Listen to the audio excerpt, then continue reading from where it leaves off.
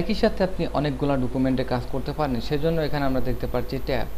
আমরা এবার ফাইলে গিয়ে আবারও নিউতে ক্লিক করব এবং নিউতে ক্লিক করার পর আমরা এখানে জাস্ট টাইপ করব ওয়েব ব্যানার এবং ওয়েব ব্যানার টাইপ করার পর আমরা এখান থেকে কাস্টম এবং এখান থেকে ওয়েব আমরা একটি ব্যানার তৈরি করতে চাই, যেটি ওয়াইড হবে আমাদের 800 এবং হাইট হবে 250। এটি একটি ওয়েব ব্যানার এর পরিমাপ আমরা এখানে সিলেক্ট করলাম পিক্সেল এবং ওরিয়েন্টেশন। বিশেষ করে এটি আমরা দেখতে পাচ্ছি যে দুটি আইকন, একটি আপনি ল্যান্ডস্কেপ আর একটি আপনার পোর্ট্রেট। তো ল্যান্ডস্কেপটি সাধারণত অনেকেই বুঝে থাকেন, যেটি আপনি আপনার যে কোনো ইমেজকে রোটেশন করলে হয়তো আপনি 90 ডিগ্রি অ্যাঙ্গেলে সবসময় রোটেট করতে থাকেন, তাহলে দেখবেন যে আপনি একবার পাবেন পোর্ট্রেট আর একবার পাবেন সেটি ল্যান্ডস্কেপ মোডে। তো নর্মাল অবস্থায় এটি আমাদের ল্যান্ডস্কেপ মোড সিলেক্ট করা রয়েছে। আপনি যদি এখান থেকে ওরিয়েন্টেশন পোর্ট্রেট সিলেক্ট করেন তাহলে হয়তো আপনার ওয়াইড হাইটের কিছুটা পরিবর্তন আপনি দেখতে পাবেন। তো আপনি এখান থেকে জাস্ট পোর্ট্রেট সিলেক্ট করার পর ওকে প্রেস করুন এবং খেয়াল করুন আপনি এখানে দেখতে পাচ্ছেন যে আপনার ওয়াইড হয়েছে জাস্ট 250 এবং হাইট হয়েছে 800। এবং আপনি যদি এটি আবারও তৈরি করেন ঠিক এখানে ল্যান্ডস্কেপ মোডে তৈরি করেন এবং ওকে প্রেস করেন, তাহলে দেখতে পাবেন যে আপনার ব্যানার সাইজটির ওয়াইড হবে 800 এবং হাইট হবে জাস্ট 250। তো এটি হচ্ছে আমাদের একটি বোঝার বিষয় যে যখন নতুন একটি ডকুমেন্ট তৈরি করব তখন এখানে দেখতে পাচ্ছি RGB মোড। এখানে অবশ্যই আমরা 72 DPI ব্যবহার করছি। যদি হাই রেজুলেশনের দরকার হয় সেক্ষেত্রে আপনি এখানে হাই সিলেক্ট করবেন এবং হাই সিলেক্ট করার পর অনেক সময় আমরা পিক্সেলে কাজ করতে পারি, এজন্য আমরা পিক্সেল সিলেক্ট করতে পারি এবং পিক্সেল মোড সিলেক্ট করলে অবশ্যই আপনার যতই ভেক্টরে কাজ করেন সবগুলাই নর্মাল ফটোশপের মতো প্রিভিউ করতে পারবেন। তবে ডিফল্ট অবস্থায় রাখাই বেটার, কারণ আমরা যেহেতু ইলাস্ট্রেটরে কাজ করছি। আপনি একের অধিক আর্টবোর্ড তৈরি করতে পারেন, যেমন আপনি যদি 2টি আর্টবোর্ড চান যে একসাথে আমি 2টি আর্টওয়ার্কের কাজ করব, তখন আপনি এখান থেকে 2টি সিলেক্ট করতে পারেন এবং এখানে 2টি কলাম। আপনি যদি এখানে 3টি চান তাহলে এখানে 3টি আর্টবোর্ড তৈরি হবে 2টি কলাম। আমরা ওকে প্রেস করি, এখানে দেখতে পাচ্ছি যে জাস্ট 2টি কলামে 3টি। তো আমাদের 2টি কলামের বেশি দেওয়া উচিত না, আপনি ইচ্ছা করলে কলাম একটাও দিতে পারেন আর্টবোর্ডের ক্ষেত্রে।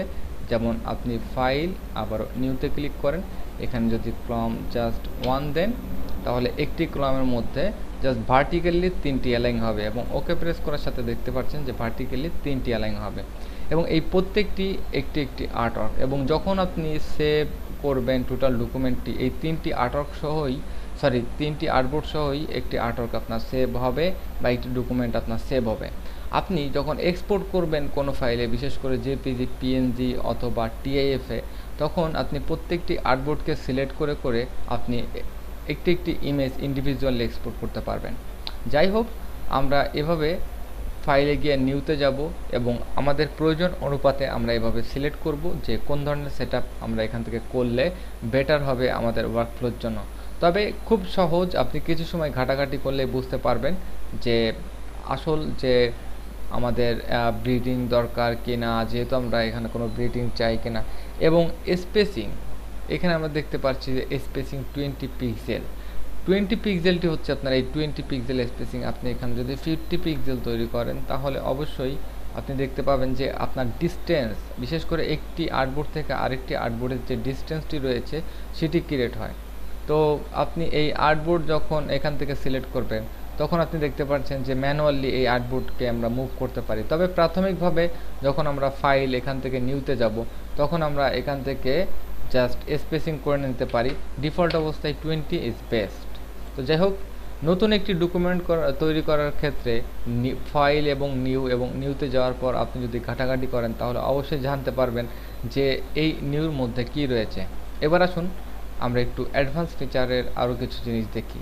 কালার মোড, আপনি যদি দেখেন যে কোনো ব্যানার তৈরি করবেন তবে সেটি আপনার কালার মোড হবে সিএমওয়াইকে। তো আপনি এখান থেকে সিএমওয়াইকে সিলেক্ট করতে পারেন। তবে সিএমওয়াইকে সিলেক্ট করলে এখানে একটি চিহ্ন সংখ্যাবোধক যে কেন আপনি সিএমওয়াইকে সিলেক্ট করছেন, কারণ অলরেডি আপনি এখানে ওয়েব সিলেক্ট করেছেন এবং পিক্সেল অনুপাতে সিএমওয়াইকে কেন করতে চাচ্ছেন। তো এখান থেকে জাস্ট আপনি ইঞ্চি সিলেক্ট করতে পারেন। ইঞ্চি সিলেক্ট করার পর এখানে হাই 300, এবং আপনি এখান থেকে জাস্ট প্রোফাইল থেকে যখন প্রিন্ট সিলেক্ট করবেন তখন আপনি দেখতে পারবেন যে আপনার পুরো এখানে এই চিহ্নটি চলে যাবে যে সিএমওয়াইকে কালার মোড তখন রাইট।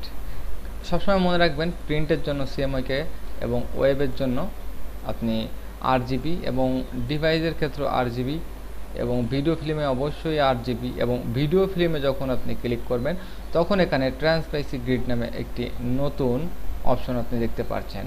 আপনি এখানে ভিডিওর জন্য এখানে light, medium, dark, red, orange বিভিন্ন ধরনের এখানে ট্রান্সপারেন্সি গ্রিড দেখতে পাবেন, এবং প্রিভিউ মোড সেই আগের মতোই।